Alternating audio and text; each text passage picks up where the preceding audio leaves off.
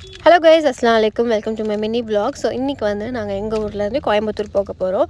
So நாங்கள் போகிற train வந்து செம்மொழி எக்ஸ்பிரஸ். இது வந்து மன்னார்குடி டு பொள்ளாச்சி போகுது. ஸோ நாங்கள் கோயம்புத்தூர் ஜங்ஷன்லேயே இறங்கிடலான்னு சொல்லிட்டு பிளான் பண்ணியிருக்கோம். ஸோ அங்கே வந்து என் கசின் வீடு இருக்குது. ஸோ அங்கே போய் கொஞ்சம் சுற்றினா பார்த்துட்டு வரலாமேன்ற பிளான் தான்.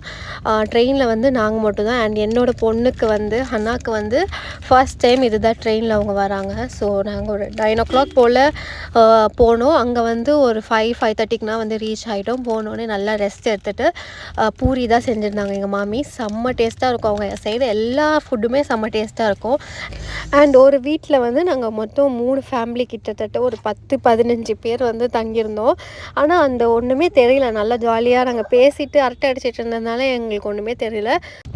அண்ட் வந்து ரிப்பீட் மோடில் திரும்பியும் சாப்பிட்டுட்டு படுத்து தூங்கிட்டோம். அண்ட் மதியம் சாப்பாடு அகெயின் மாமி தான் செஞ்சாங்க. அவங்க சாப்பாடு எப்போவுமே சூப்பராக இருக்கும். நான் முன்னாடியே சொன்ன மாதிரி சாப்பிட்டுட்டு ஈவினிங் வந்து டவுன் ஹவுஸ்னு ஒரு பிளேஸ்க்கு கூப்பிட்டு போனாங்க. அது வந்து எப்படி இருக்கும்னா, சென்னையில் நம்ம ரங்கநாதன் ஸ்ட்ரீட் இருக்குல்ல, டிட்டோ அதே மாதிரி இருக்கும்.